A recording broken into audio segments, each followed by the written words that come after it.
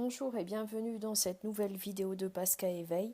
Cette fois-ci, voici une guidance qui va parler aux personnes en relation interpersonnelle. Donc, des relations affectives, relations amoureuses, relations. Voilà. Donc, cette fois-ci, on ne parle plus de la situation du corona et compagnie, on parle des relations. Allez. On va tirer une carte de l'ambiance pour quelques personnes, s'il vous plaît, quelques personnes ou beaucoup de personnes peut-être. Alors l'ambiance, c'est on ne sait pas trop où on va, on est un peu perdu dans un brouillard, dans une relation. Il y a également du rêve et de l'envie. Il y a la beauté du chemin, une relation qui pourrait être peut-être une belle relation dans laquelle tout est beau, mais dans laquelle on ne sait pas bien où on va tout de même. Une relation à distance ici, parce qu'ici on voit le pêcheur et un peu plus loin ici un autre pêcheur plus éloigné. Donc voilà, ça peut être aussi une relation où les rapports sont mouvementés aussi également. Donc je récapitule. C'est une relation où on ne sait pas trop où on va. Ça peut être une relation dans laquelle il y a du rêve. Une relation qui est belle, une belle relation dans laquelle il se passe des choses chouettes. C'est une relation à distance, éloignée, et ça peut être aussi, dans d'autres cas de figure, une relation dans laquelle c'est mouvementé moralement, mentalement.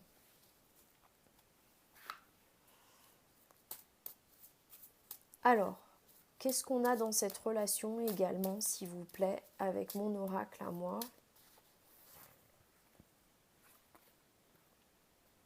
Alors, on a la nature.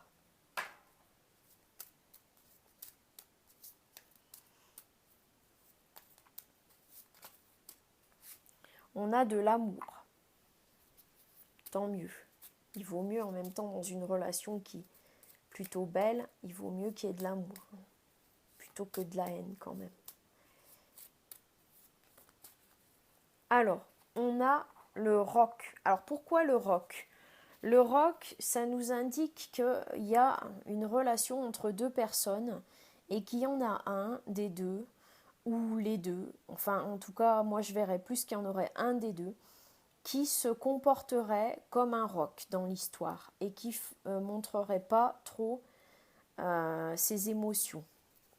Voilà. Et c'est une relation dans laquelle, alors tout à l'heure on voyait le brouillard, ici on a la pluie, c'est une relation dans laquelle il y a un petit peu des complications, on va dire, dans l'affectif.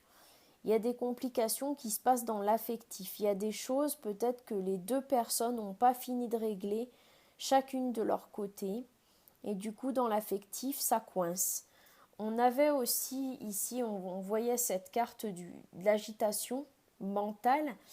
Et là, on a cette carte de la pluie qui nous montre que dans la relation, il y a quelques petits soucis de communication peut-être. Donc, on va regarder un peu plus loin pourquoi ces soucis de communication, à quoi ils peuvent être dus avec les vies antérieures de Isabelle Serre. Alors, on a la fuite de l'amoureux. Donc, il y a peut-être une personne dans les deux personnes là dont on parle, qui ont cette relation.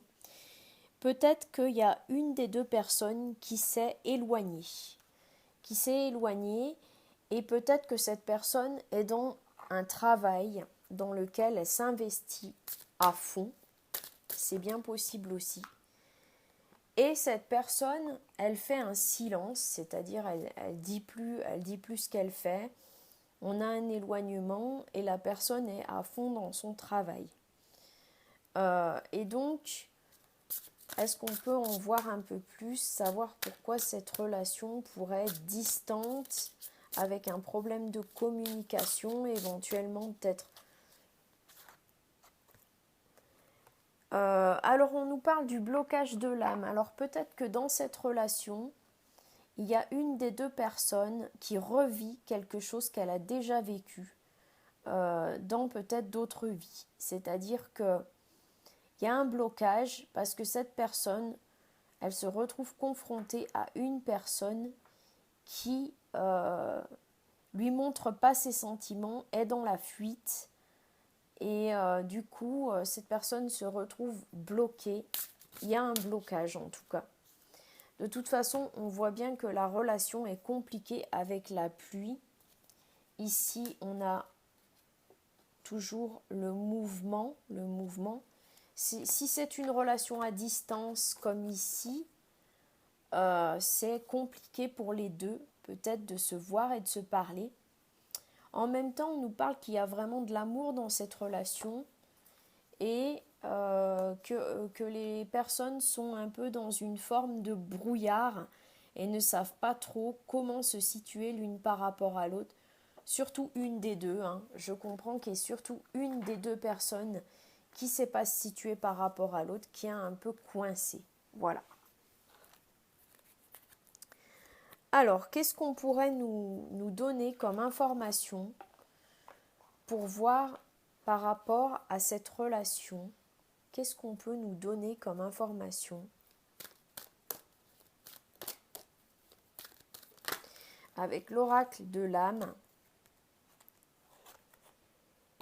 Alors, on nous parle de l'imperfection, des imperfections. Peut-être qu'il y a une des deux personnes qui, dans cette relation, se sent imparfaite pour l'autre, a l'impression qu'elle a raté quelque chose, qu'elle n'est pas bien, qu'elle ne se correspond pas à l'autre, qu'elle n'est pas faite pour l'autre, et du coup, elle se retire de la relation en se disant non mais de toute façon je ne pourrais pas vivre ça parce que moi je suis pas je correspond pas à ce que l'autre attend et je suis imparfait. Voilà. Mais paradoxalement, on nous parle de patience. Peut-être que cette relation doit mûrir. Il doit vraiment se développer et on nous parle donc de patience dans ce cas de figure. Et on nous parle aussi de joie d'être.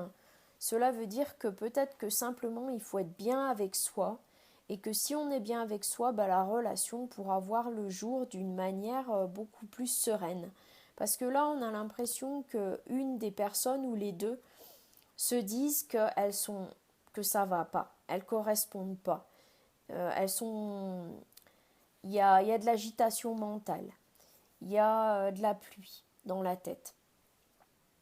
Et il y a même de la distance, il y a même un manque de communication, des communications qui sont rompues. Est-ce qu'on peut nous donner peut-être une carte pour nous indiquer comment vont se passer ces communications entre les deux? Peut-être est-ce que les communications peuvent s'arranger? Alors on nous dit que c'est trop dans le mental.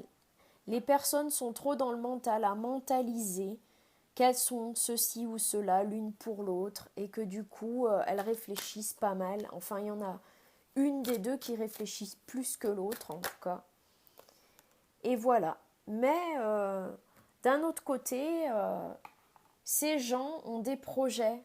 Ils aimeraient peut-être que la relation évolue. Ils aimeraient que cette relation soit sur un mode d'évolution et qu'elle fasse des étincelles, que la relation soit magique en fait. Parce qu'elle est déjà magique, mais ces personnes sont à distance et donc elles ne peuvent pas vivre ce qu'elles voudraient vraiment vivre. Qu'est-ce qui les en empêche? Là, on voit que les énergies sont à l'envers. l'énergie ne circule pas correctement dans la relation puisque les deux sont occupés à se régénérer, à se soigner, à vivre des choses, peut-être avant de vivre la relation. Peut-être que il est question de temps dans cette relation.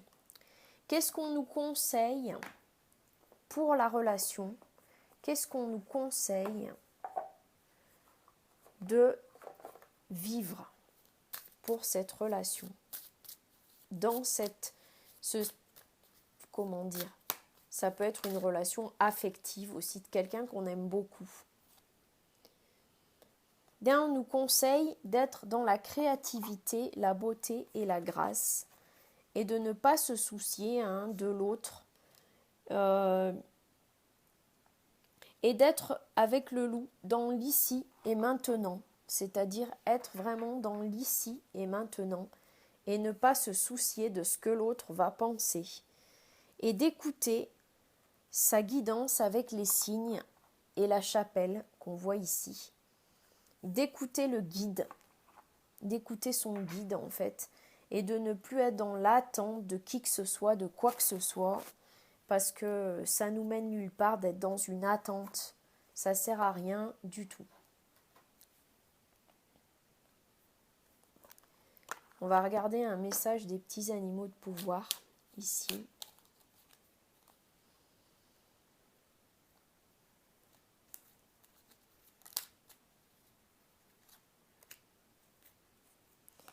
Donc l'araignée nous dit « Je crois en ma destinée et je donne le meilleur de moi-même pour en créer la plus belle version. Il faut créer la meilleure version de soi-même afin que les autres aient envie de venir vers nous. Si cette relation, elle bloque, il faut déjà débloquer les problèmes qu'on a, des choses qu'on a en soi qui dysfonctionnent. L'aigle, en prenant de la hauteur, en exerçant sa vision, je peux considérer l'ensemble de la situation et faire les bons choix. L'aigle nous conseille de prendre de la hauteur et de décider ce qui est le meilleur. Je vais terminer par un accord Toltec. Un accord Toltec pour donner juste une réponse vis-à-vis de cette situation. Je peux choisir les croyances que j'ai sur moi. Peu importe ce que je choisis, en bien ou en mal, cela ne sera toujours qu'un point de vue et non la vérité. Alors je prends du recul et je vois cela comme un jeu. Quelle croyance qui me fait du bien, je préfère choisir. Pourquoi ? Parce que, en fait, comme on le voyait, la personne se trouve imparfaite. Et du coup, tant qu'elle se trouvera imparfaite, l'extérieur ne pourra pas la trouver parfaite.